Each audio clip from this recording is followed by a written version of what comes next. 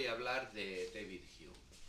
David Hume es un filósofo escocés del siglo XVIII, es decir, el llamado siglo de las luces, y como tal es un representante importante de la Ilustración, sobre todo de la Ilustración británica, que es donde empieza el movimiento, aunque luego sea más conocido en Francia. David Hume nace el año 1711 en Edimburgo. Es de una familia, digamos, relativamente acomodada.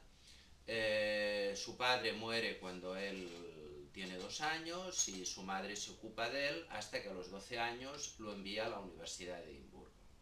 Queda claro que aquí, cuando hablamos de universidad, estamos hablando de lo que sería el inicio de lo que podríamos decir como estudios de bachillerato, que de todas maneras él orienta, bueno, mejor dicho, su familia quiere orientar hacia los estudios de Derecho. Pero él los abandona porque tiene muy claro que hay 2 cosas que son las que le interesan realmente. Por un lado, la literatura, leer y escribir, y por otro lado, las preocupaciones de tipo filosófico, es decir, las preocupaciones básicas, digamos, del ser humano. Cuando Hume tiene 23 años, se traslada a Francia con la intención de dedicarse a escribir un libro que ya mentalmente va elaborando y que él considera que será un libro absolutamente renovador.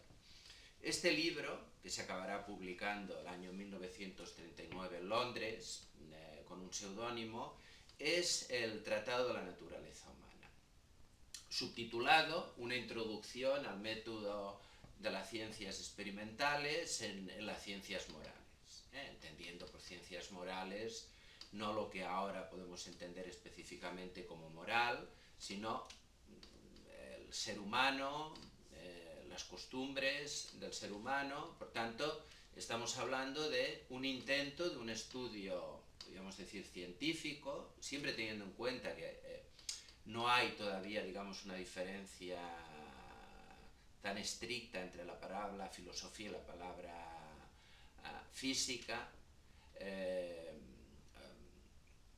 o la ciencia, podríamos decir, aunque sí ya se ha demarcado claramente la diferencia entre lo que sería la ciencia y la metafísica, y en este sentido ya veremos que Hume rechazará la metafísica.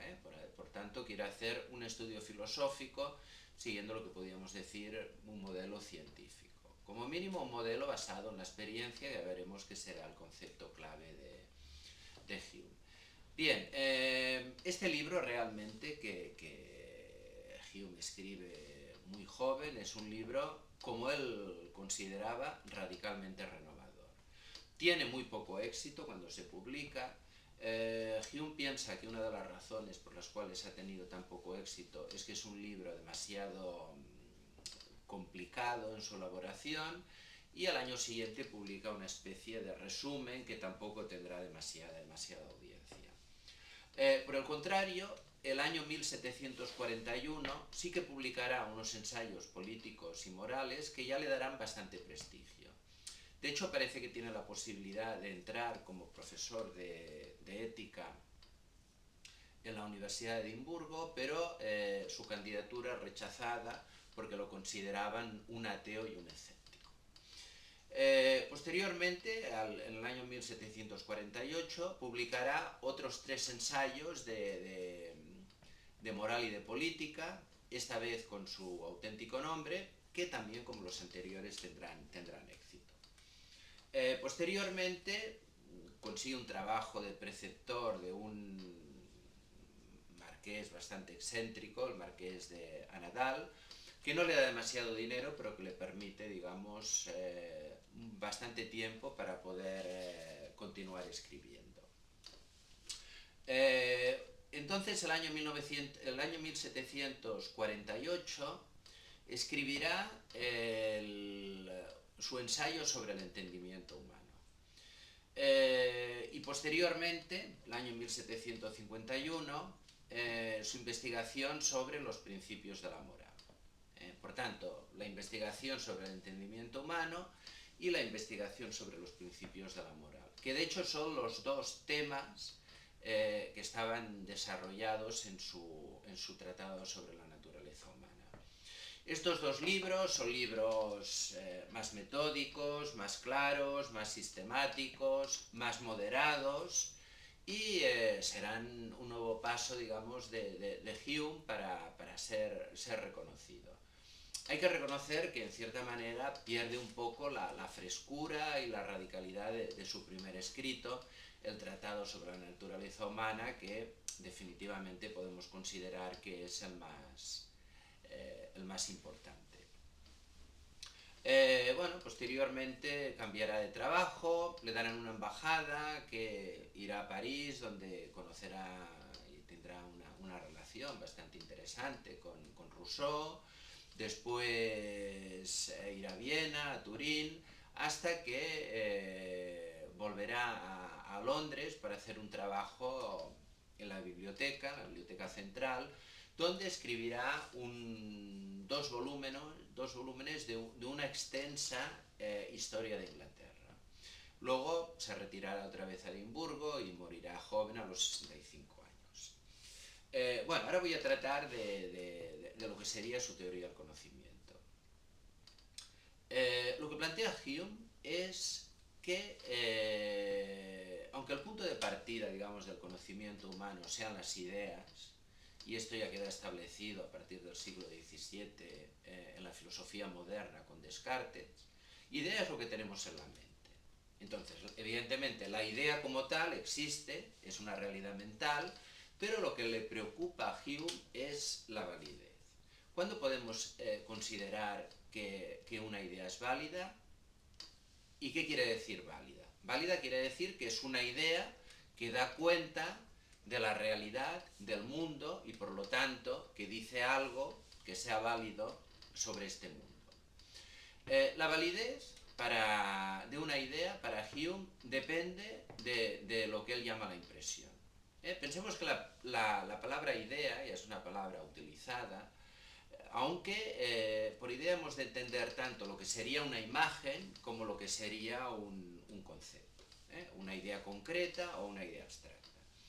Pero Hume introduce este nuevo término, la impresión. Pero la impresión para él sería la experiencia. Es decir, lo que yo capto con mis sentidos de manera inmediata es la impresión, no es una idea. La idea viene después, y la idea será una copia de esta impresión. Es decir, la experiencia humana son impresiones, y a partir de esta impresión, es decir, a partir de la memoria y de la imaginación, establecemos una idea que él llama singular. Una idea simple, que simplemente será la imagen de la impresión que hemos tenido. Es decir, que si yo veo un árbol, me quedará la idea de este árbol. Por lo tanto, de entrada, las ideas que son válidas son las ideas que son copias de estas determinadas impresiones que tenemos. ¿Qué es lo que pasa después? Lo que pasa es que a través, nuevamente, de formas más complejas de la imaginación, lo que hacemos es, a partir de estas ideas simples, concretas, que vienen de impresiones, ideas abstractas. ¿Y qué serían las ideas abstractas? Por ejemplo, la idea abstracta sería pues la idea de árbol. A partir de que yo puedo ver diferentes árboles, de que me quedan diferentes ideas simples de cada árbol, yo por un proceso de abstracción hago una idea general de árbol. ¿Y qué pasa? Pasa que a partir de esta idea general de árbol, pues podemos incluso ir más lejos y hacer una idea muy abstracta, que es la idea básica de la metafísica de la época, que es la idea de sustancia. ¿Y qué es una sustancia? Pues una sustancia sería cualquier cosa. Esta idea, desde el punto de vista de Hume, le parece inaceptable. ¿Por qué? Porque si la idea de árbol puede tener una cierta validez desde el punto de vista de que es una idea que se basa en las impresiones que hemos tenido de diferentes árboles, la idea de sustancia es una idea tan abstracta que ya no quiere decir nada. Por lo tanto, lo que hará Hume es cuestionar un determinado planteamiento, digamos, de la metafísica de la época. La metafísica diría, esto es una mesa y la mesa tiene cualidades. Por ejemplo, tiene un tamaño, un color y todo, etc. Pero la mesa es una sustancia con unas determinadas cualidades. Para Hume sobra la idea de sustancia, porque la mesa no es que sea una sustancia que tenga unas cualidades, sino que la mesa es el conjunto de estas cualidades. Es decir, la mesa es una cosa de un determinado color, de una determinada forma, y si quitamos todas las propiedades que tiene, no es que quede una sustancia, es que entonces no queda nada. Esto Hume lo aplicará al propio concepto de alma o de mente. Es decir, yo no es que sea un yo, una mente, un alma que tiene determinadas propiedades. Es que yo soy el conjunto de todas estas propiedades. Es decir, en realidad no hay una identidad propia y permanente del ser humano, sino lo que hay es un conjunto de impresiones que se van sucediendo, un conjunto también de pasiones, en el sentido de que estas impresiones de hechos externos también nos producen unas determinadas pasiones, entendiendo por pasiones como sentimientos internos, de los cuales también tenemos una idea, porque para Hume habrían las ideas de sensación que vienen del exterior, por ejemplo la idea de color, y la idea de impresión interna, que es lo que llama él impresiones, ideas de reflexión, que viene de lo que yo capto, por ejemplo, de lo que siento. En este caso, por ejemplo, una idea de reflexión sería la idea de miedo. Yo tengo la idea de miedo porque experimento miedo. Yo tengo la idea de árbol porque veo un árbol. ¿Qué quiere decir esto? Quiere decir que Hume cuestionará la propia idea, digamos, de yo. O sea, nosotros simplemente somos un flujo, un conjunto de ideas, de sentimientos, y por la imaginación y por la memoria nos damos una identidad permanente que no tenemos. Finalmente, y esto es muy importante, vamos a ver cómo Hume cuestionará una idea compleja, que es la idea de causalidad, que es la base de nuestros razonamientos. Yo puedo decir, yo tomo un café y por lo tanto me pongo nervioso. Tomo otro café y vuelvo a ponerme nervioso. Por lo tanto, la causa de que yo esté nervioso es que tomo un café. Es decir, yo establezco una conexión necesaria entre el tomar café y ponerme nervioso. Esto es lo que Hume criticará. Porque Hume dice, aunque 1000 veces después de tomar un café yo me ponga nervioso, yo no puedo decir que hay una relación necesaria entre una cosa y la otra. Yo lo único que puedo decir es que siguiendo el método inductivo, generalizo. Y si 1000 veces que yo me he tomado un café me he puesto nervioso, yo no puedo saber si la 1001 me volveré a poner nervioso. Lo único que puedo hacer, basado en la regularidad de la naturaleza, es decir, que las cosas que pasan siempre acostumbran a repetirse, es que es probable que a mí me vuelva a poner nervioso. ¿Qué quiere decir esto? Que Hume es un empirista radical. Si nos basamos en la experiencia, lo único que sabemos es el pasado y el presente, pero no sabemos nada del futuro. Por tanto, la ciencia lo único que puede establecer son probabilidades. No puede asegurar nada de una manera definitiva, porque no tenemos experiencia del futuro. Lo que sí podemos decir es que si yo 1000 veces que he tomado café me he puesto nervioso, es decir, todas las veces que he tomado café me he puesto nervioso, es que hay una conjunción repetida entre estos dos hechos. Y a partir de aquí es probable que me vuelva a pasar, pero yo nunca puedo asegurarlo. ¿Qué consecuencias tiene esto para Hume? Primero, negación absoluta de la metafísica. La metafísica, los libros de metafísica, dice Hume de manera radical, a la hoguera.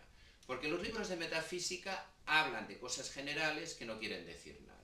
De la ciencia nos podemos fiar porque se basa en la experiencia, pero solo estableciendo probabilidades, no intentando formular leyes que nos digan que las cosas pasarán necesariamente. Y las matemáticas son para Hume pura lógica. Las matemáticas son relaciones lógicas entre conceptos lógicos que son seguros, pero únicamente desde el punto de vista lógico. Por lo tanto, si la metafísica no vale para nada, si las matemáticas solo hablan de lógica, nos podemos fiar únicamente ¿de qué? De lo que dice la ciencia. Pero fiarnos de lo que dice la ciencia es considerar probables una serie de cosas. Por lo tanto, Hume podemos considerar que es un escéptico moderado. ¿Qué quiere decir un escéptico moderado? Que no podemos estar seguros de nada, pero es moderado porque podemos estar más seguros de unas cosas que de otras. Es decir, las cosas que se basan en la experiencia son más probables que las que no.